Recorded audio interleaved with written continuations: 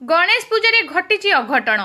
छातरे झुली पड़े वकिल पत्नी हत्या अभियोग आनिले बापघर लोके गृहरे विघ्नहर्ता पूजा अर्चना पर बहु गलारे दौड़ी दे आत्महत्या करने घटना जलेश्वर अंचल चांचल्य खेलाई देइछे। दिथर स्टेप नहीं मर्डर सुसाइड करने जाइए दिथर अति टर्चर है आज स्टेप नहीं सका आगुरी किसी जन खाली बड़ नंद को वीडियो कॉलिंग कर देख माँ देखीच मो पो हाथ कथा मत घी मुझे दुर्गा पूजा गले मत घी देबू बड़ नंद कहते खाली मो हाथ वीडियो कॉलिंग कर कथा आज से सकाल तो कहते पुष्पांजलि देती ये कथा कितु से आम डाटा जब शुणुले कबाट मारिक घर भर थे कबाट खोलिक आनी ना कबाट कहीं खोल पुलिस एफआईआर देलनि एफआईआर वाला जाते थाना वाला एवं घिनी मेडिकल गला से मरीगले कि मेडिकल खाली नारे घिनी आम जो दुईटा बेले आसलु शशुर अच्छा कहले रेस्पेक्ट देलेनि जे शुणुंट माई बिलिकी मौसा अच्छा मौसी अच्छा कि रेस्पेक्ट देलेनि अनुमान माने कहीं पूर्व टर्चर कथा कहते कौ प्रकार टर्चर होता खाइबा पिंधा घिनवा ये सब मानसिक जंत्रणा कहते जो चाकराणी बेले फटोले। जलेश्वर पौर अंचलवासी वरिष्ठ आईनजीवी सत्यसुंदर दास को बड़ पुओ आईनजीवी सव्यसाची दास पत्नी मोनालिसा को निज घर झुलंता अवस्था उद्धार करा जायथिला। मोनालिसा को तुरंत जीके भट्टर हॉस्पिटल को नेइथिबा बेले सेठारे डाक्टर मृत बोली घोषणा करथिले। हॉस्पिटल परिसर में मजिस्ट्रेट सत्यजित महाती उपस्थिति में पुलिस मृत शरीर पुंखानुपुंख तदंत करथिले। 2021 मसीह बालेश्वर गोपालपुर गाँव तापस रंजन दास को सान भौणी को सव्यसाची विवाह करथिया बेले तांकर 2 वर्षर शिशुपुत्र रहिछे। पारिवारिक कलहरु एभली अघटन घटिथिबा कुहा जाउथुबा बेले बापघर लोके क्रमागत निर्यातना और सुपरिकल्पित हत्या अभियोग आनिछन्ते। पुलिस 385 नंबर केस मूले मामला रुजु करी समस्त दिगरु तदंत जारी रखिथिबा जणा पड़िछे। हॉस्पिटल में विवेचद लगी कर्मचारी नथिबारु मृत शरीर को शवगृह रे सुरक्षित रखा जाइछे।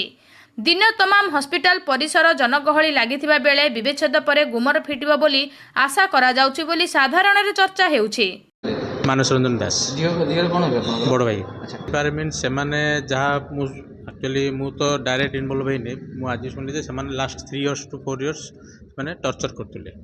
तो टर्चर करथिले कोन पे घर को भी छाड़ू नथिले खाइबा को एमती सब टर्चर करथि मु आज जा शुणिली तेणु स्थान भाई तो सी एमती बाइट देवाई तार सक्षम हे ना तो मेंटल कंडीशन ठीक ना हे सी तेणु बर्तमान आम बर्तमान पुलिस स्टेशन एफआईआर दिखाई सान भाई देती सी इनक्वारी है जा इन्वेस्टिगेशन है ना आमर बर्तमान अभियोग आपंकर सी बर्तमान इन्वेस्टिगेशन है आमर अभियोग कौन से आइदर से आइदर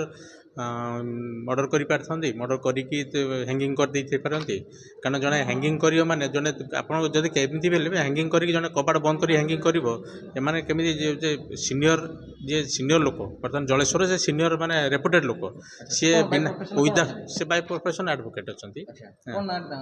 सत्य सुंदर दास बहु से सीनियर लोक एत रेपुटेड लोक से पुलिस को खबर नहीं देकी तुरंत कबाट को ब्रेकिंग करके ओल्लै जदि ओल्लै तुरंत हॉस्पिटल मत फास्ट कॉल मो पाक आसी हॉस्पिटल नहीं जाऊँ आम पानी छुंचुचु हॉस्पिटल नहीं आस हॉस्पिटल आज दिन 11-12 पर हॉस्पिटल फैमिली मेंबर कहीं ना आम फैमिली मेंबर आसिक आम घर सब आसिक पहुँचते फैमिली मेंबर कहीं प्रेजेंट ना आज पर्यटन एपर्त भी कहीं ना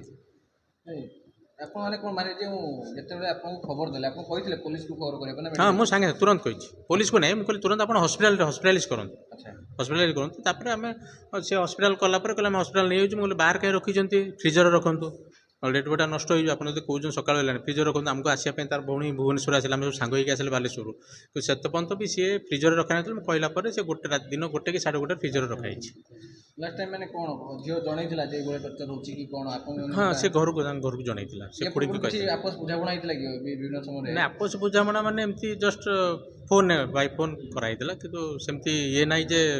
बसिकी हमें बाय फोन कराइतला आपन जे कहउतले जे हेडस्ट्रॉंग कथा जे बहुत हेडस्ट्रॉंग सुसाइड करि परिबनी बोली ना जियो तार पुओ एबे तो 3-4 वर्ष अछि से बहुत माने इंडिया रे फर्स्ट टाइम पे गोटे 8 मासर पुओ को आम ओपन हार्ट सर्जरी कराई भुवनेश्वर एम्स रे से पुओ को बचे आनला पुओ को छाड़ देकी सुइसाइड करिवो कि फास्ट क्वेश्चन पुओ को जोटी से मरण मोहर नहीं आसला फास्ट टाइम माने इंडिया रे फास्ट टाइम 8 मास गोटे बेबी को कराई ओपन हार्ट सर्जरी गोटे पुओ पाई लड़े से पुओ को बचे आनला से सुइसाइड कर पारिबो कि सेमती आम आपन